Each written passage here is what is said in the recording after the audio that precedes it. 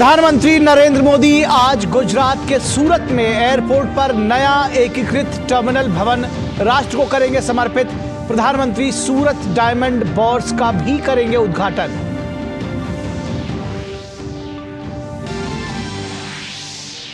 प्रधानमंत्री नरेंद्र मोदी आज से अपने संसदीय क्षेत्र वाराणसी की 2 दिवसीय यात्रा पर रहेंगे। पीएम आज वाराणसी में विकसित भारत संकल्प यात्रा में होंगे शामिल।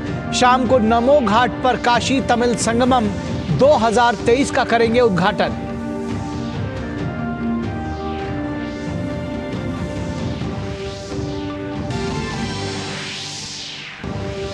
कुवैत के अमीर शेख नवाफ अल अहमद अल सबह का निधन। प्रधानमंत्री नरेंद्र मोदी ने जताया शोक। भारत में आज एक दिन का राजकीय शोक घोषित।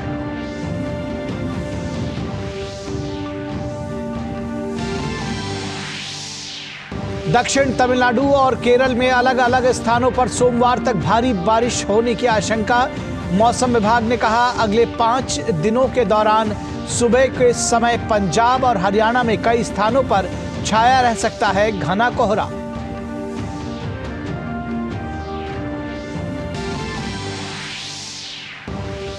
और खेल की खबरों में भारत और दक्षिण अफ्रीका के बीच 3 वनडे मैचेस की सीरीज का पहला मैच आज जोहान्सबर्ग के वांडरर्स में जीत के साथ सीरीज में बढ़त बनाने के इरादे से उतरेगी टीम इंडिया।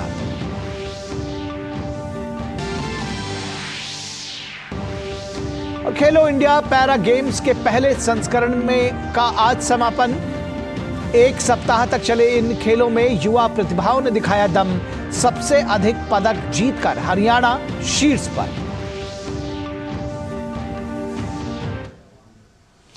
नमस्कार, बहुत स्वागत है आपका डीडी न्यूज के इस बुलेटिन में। मैं हूं निखिल सिंह और आइए देखते हैं खबरों को विस्तार से। प्रधानमंत्री नरेंद्र मोदी आज सूरत का दौरा करेंगे। प्रधानमंत्री सूरत हवाई अड्डे के नए एकीकृत टर्मिनल भवन का उद्घाटन करेंगे। टर्मिनल भवन व्यस्त घंटों के दौरान 1200 घरेलू यात्रियों और 600 अंतर्राष्ट्रीय यात्रियों को संभालने की क्षमता रखता है और इसमें सर्वाधिक व्यस्त घंटों के दौरान क्षमता को 3000 यात्रियों तक बढ़ाने का प्रावधान है। इसके साथ ही वार्षिक प्रबंधन क्षमता 55 लाख यात्रियों तक बढ़ रही है।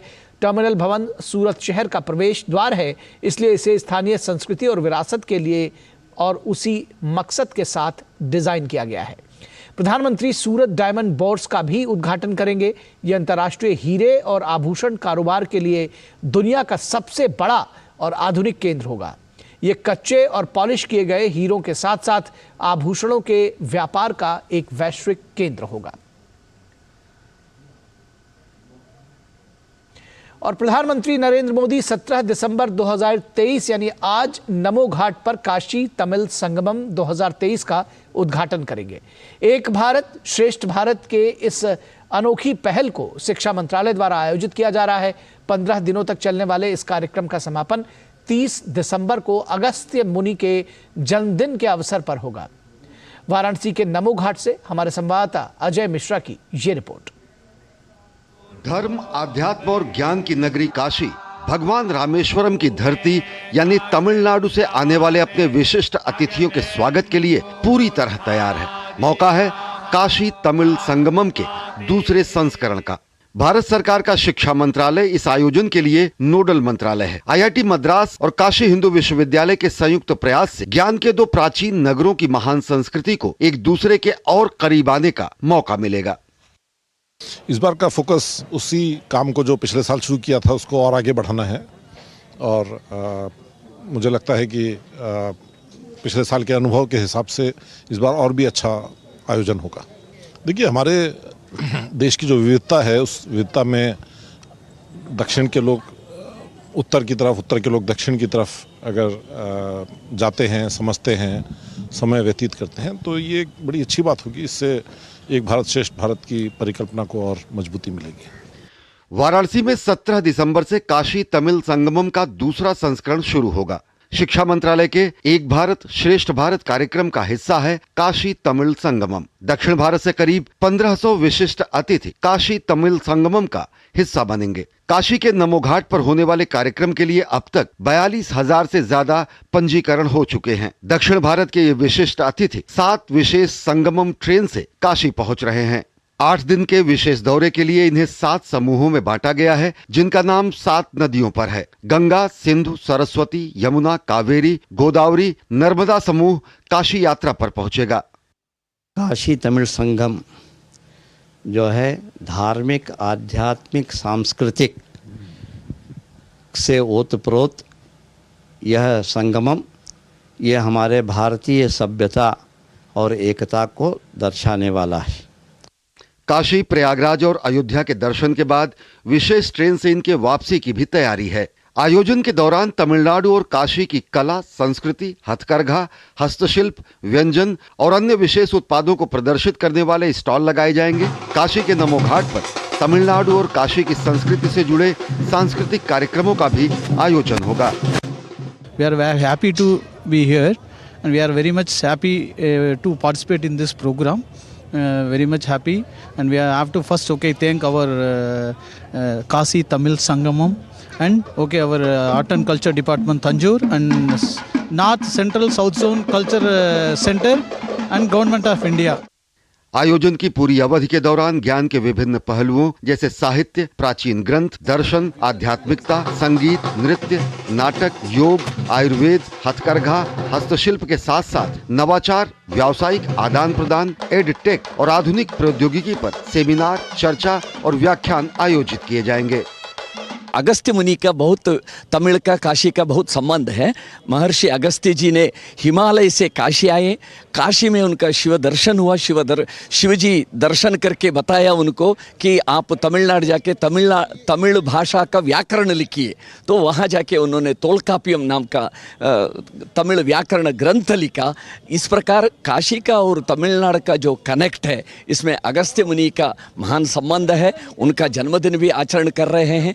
प्रधानमंत्री नरेंद्र मोदी वाराणसी में ही सर्ववेद मंदिर के उद्घाटन कार्यक्रम का हिस्सा बनेंगे और विकसित भारत संकल्प यात्रा पर प्रदर्शनी का भी अवलोकन करेंगे। वाराणसी से अजय मिश्र की रिपोर्ट, डीडी न्यूज।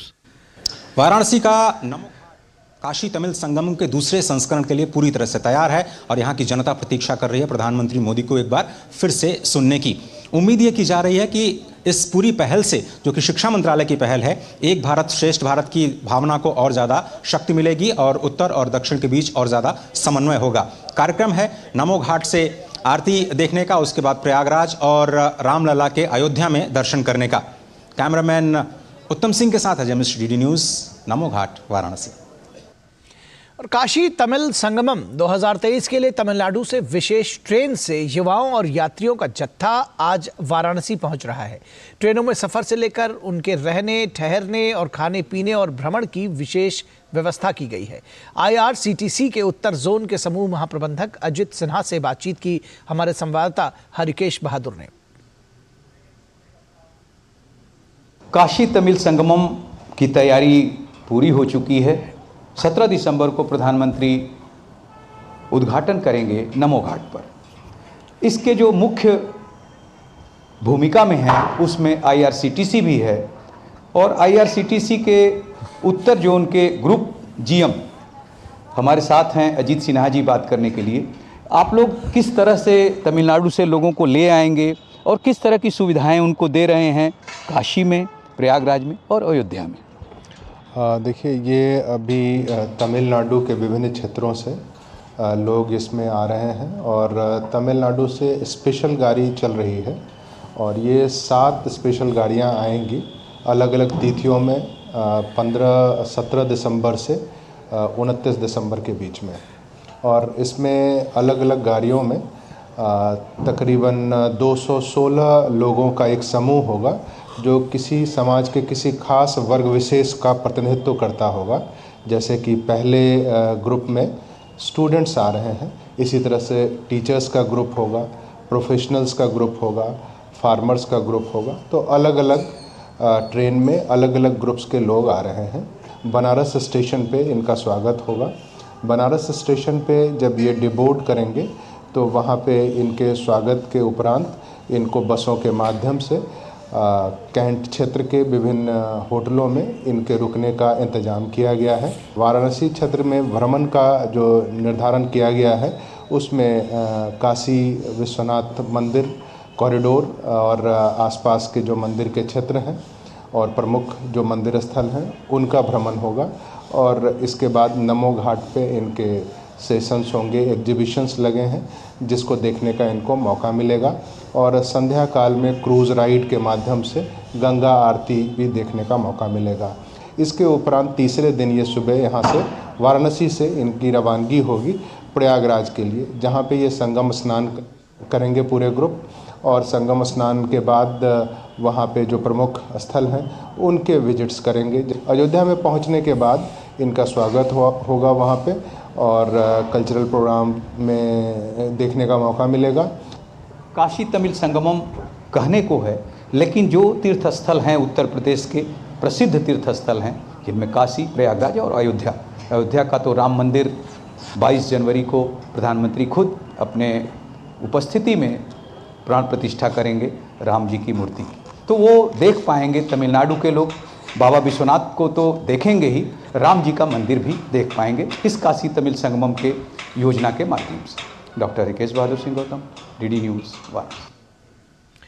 और प्रधानमंत्री नरेंद्र मोदी की उनके संसदीय क्षेत्र में 17 दिसंबर से होने वाले कार्यक्रम को लेकर सुरक्षा और ट्रैफिक नियंत्रण के व्यापक इंतजाम किए गए हैं। देखिए ये रिपोर्ट। प्रधानमंत्री अपने संसदीय क्षेत्र के दौरे पर 17 दिसंबर को आएंगे। 2 दिवसीय दौरा है यह, कई कार्यक्रमों में भाग लेंगे। प्रधानमंत्री के साथ साथ काशी के नागरिकों की भी सुरक्षा व्यवस्था, उनकी ट्रैफिक व्यवस्था, यहाँ का पुलिस कमिश्नरेट देखेगा। इस पर बात करने के लिए हमारे साथ पुलिस कमिश्नर अशोक मुथा जैन जी हैं। जैन साहब, क्या व्यवस्था होगी प्रधानमंत्री की सुरक्षा की भी और काशी वासियों के ट्रैफिक को लेकर? माननीय प्रधानमंत्री जी की मूवमेंट और उनके जो प्रवास है उसकी सुरक्षा के व्यापक इंतज़ाम किए गए हैं और तमाम प्लानिंग करके बाहर से अतिरिक्त फोर्स मंगाई गई है। अधिकारी आए हैं और उनकी जो ड्यूटी का विस्तार से उनको डिप्लॉय किया गया है। आज प्रातः ब्रीफिंग और अब रिहर्सल चल रही है।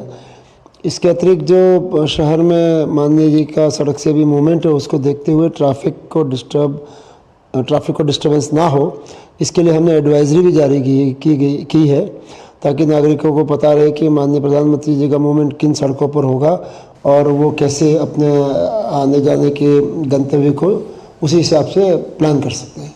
तो ये जो जैसे दूसरे दिन का भी जो है वो तो वाराणसी के बाहर, शहर के बाहर ही होगा, तो उसके लिए किस तरह का प्लान किया गया है? दूसरे दिन का सारा मूवमेंट हवाई मार्ग से है, तो इसलिए इसमें शहर की ट्रैफिक व्यवस्था पर कोई प्रभाव नहीं पड़ेगा और वो कार्यक्रम दोनों देहात क्षेत्र में है, उसके लिए वहाँ की व्यवस्था सुचारू रूप से की जा रही है। प्रधानमंत्री जब दौरा करते हैं तो ये ख्याल रखते हैं कि काशी वासियों को दिक्कत न हो और ऐसा ही कमिश्नर साहब भी बता रहे हैं कि डाइवर्ट किया जाएगा जब ट्रैफिक, तो काशी वासियों को सूचना दी हुई है। Doctor Rikesh Bahadur Singh Gautam, DD news, Varanasi. और रुकेंगे एक ब्रेक के लिए, कहीं मत जाइएगा, जल्द हाजिर होंगे। मेरा काम वाइंडिंग का है, रिपेयरिंग का करता हूँ, मजदूरी का लाइन है। अब आज तो मेरा शरीर काम कर रहा है, कल मेरा शरीर नहीं काम करेगा तो मुझे कौन सपोर्ट करेगा? पेंशन नहीं है तो जीवन नहीं है। फिर ये ऐसा है जैसे शरीर के अंदर खून का होना, अगर खून नहीं है तो शरीर बेकार है। एनपीएस में जो मेरी आमदनी है उसमें मैं थोड़ा थोड़ा जमा कर लेता हूँ और मुझे पूरा यकीन भी है कि मेरा बुढ़ापा सही कटेगा पेंशन के थ्रू। अपने बेहतर कल को सुनिश्चित करने के लिए एनपीएस जरूरी है। स्वागत है आपका ब्रेक के बाद। कुवैत के अमीर शेख नवाफ अल अहमद अल सबह का शनिवार को निधन हो गया। वे 86 वर्ष के थे और पिछले 3 वर्ष से सत्ता में थे। नवंबर में शेख नवाफ को स्वास्थ्य समस्याओं के कारण अस्पताल में भर्ती कराया गया था। बाद में उनकी स्थिति स्थिर बताई गई थी। शेख नवाफ को 2006 में शहजादा घोषित किया गया था। सितंबर 2020 में शेख सबह अल अहमद अल सबह का निधन होने के बाद शेख नवाफ को कुवैत का अमीर बनाया गया था। कुवैत के शहजादे Sheikh Meshal Al Ahmad Al Jaber अल सबह को देश का अगला अमीर घोषित किया गया है। कुवैत के अमीर शेख नवाफ अल अहमद अल सबह के निधन पर भारत में आज 1 दिन का राजकीय शोक घोषित किया गया है। इस दौरान देश भर के सभी सरकारी संस्थाओं में राष्ट्रीय ध्वज आधा झुका रहेगा। इसके साथ ही आधिकारिक मनोरंजन के कार्यक्रम नहीं होंगे।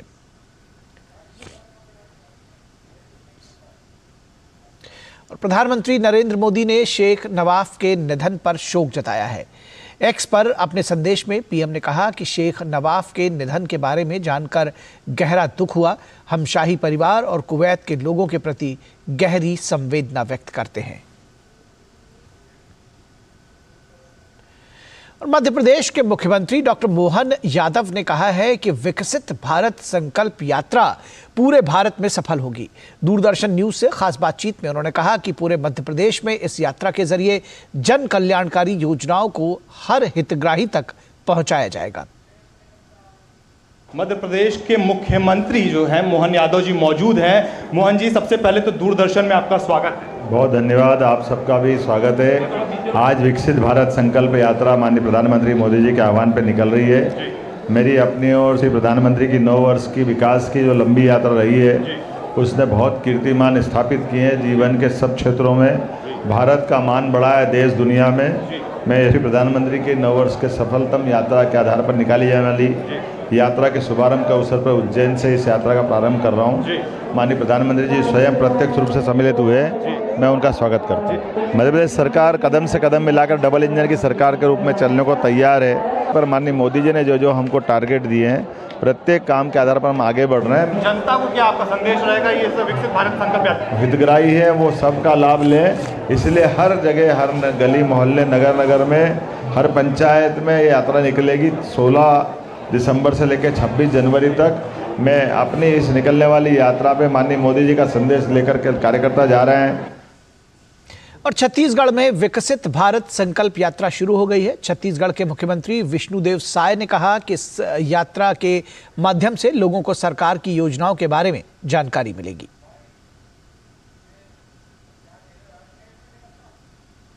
विकसित भारत संकल्प यात्रा का शुभारंभ हमारे प्रदेश में हुआ। छत्तीसगढ़ में विधानसभा चुनाव की वजह से थोड़ा देरी से इसका शुभारंभ हमारे प्रदेश में किए, और भारत सरकार की जो योजना है वो रथ द्वारा और साहित्यों के माध्यम से निचले स्तर तक पहुंचाने का काम ये विकसित भारत संकल्प यात्रा के माध्यम से होगा। अधिक से अधिक लोग भारत सरकार की योजना को जानेंगे, समझेंगे और उसका लाभ लेने का कोशिश करेंगे। और हम लोग का सौभाग्य है कि इस अवसर में हमारे देश के यशस्वी प्रधानमंत्री श्री नरेंद्र मोदी जी का उद्बोधन सुनने को हम सब लोगों को मिला। दक्षिण तमिलनाडु और केरल में अलग अलग स्थानों पर सोमवार तक भारी बारिश होने की आशंका है।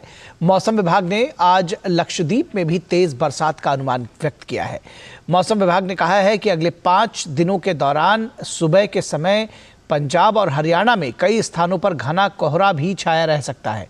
अगले 2 दिन के दौरान असम, मेघालय और त्रिपुरा में भी घना कोहरा छाया रहने के अनुमान है। राष्ट्रीय राजधानी दिल्ली में शीतलहर चल रही है और तापमान में गिरावट दर्ज की गई है।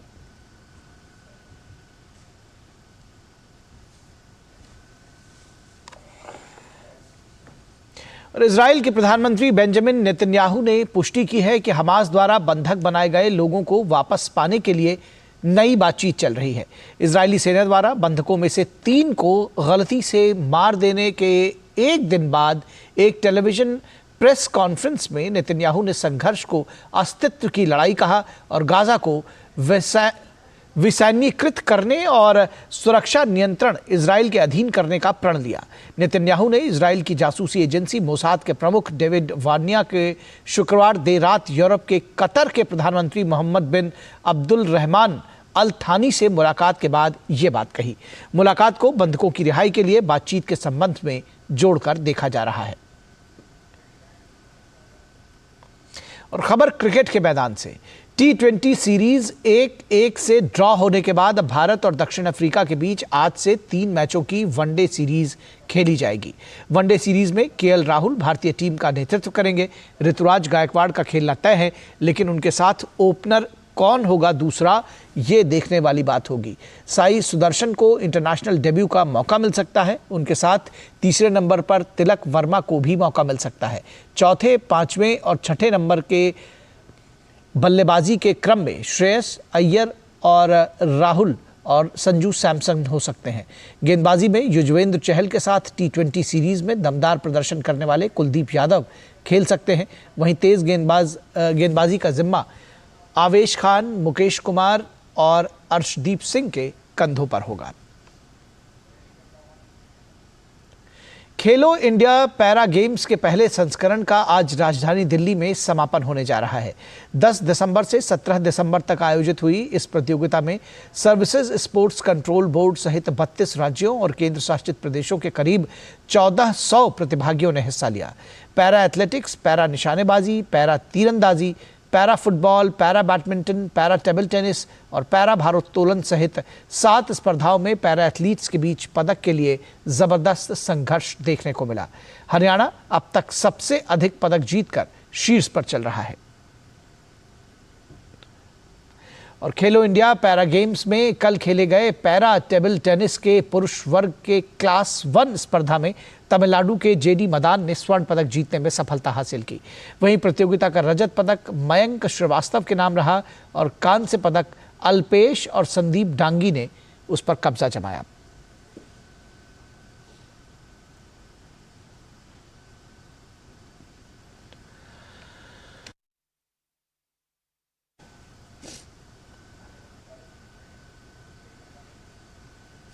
और पैरा टेबल टेनिस के महिला वर्ग के 1 से 3 कैटेगरी में गुजरात की सोनल पटेल ने स्वर्ण पदक जीतने में सफलता हासिल की। प्रतियोगिता का रजत पदक बिहार की विद्या कुमारी के नाम रहा। कांस्य पदक राज लक्ष्मी और अरुणा ने जीता।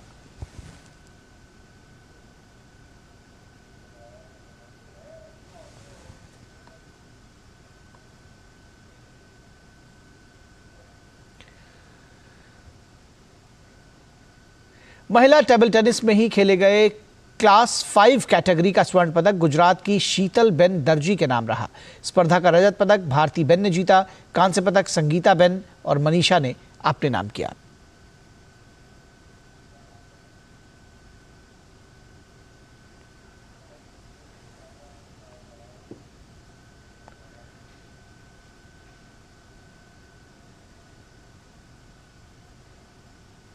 तो देश में खेलों को लगातार बढ़ावा दिया जा रहा है और खेलो इंडिया पैरा गेम्स के पहले संस्करण में पैरा खिलाड़ियों की हर ज़रूरत का ख्याल रखा जा रहा है।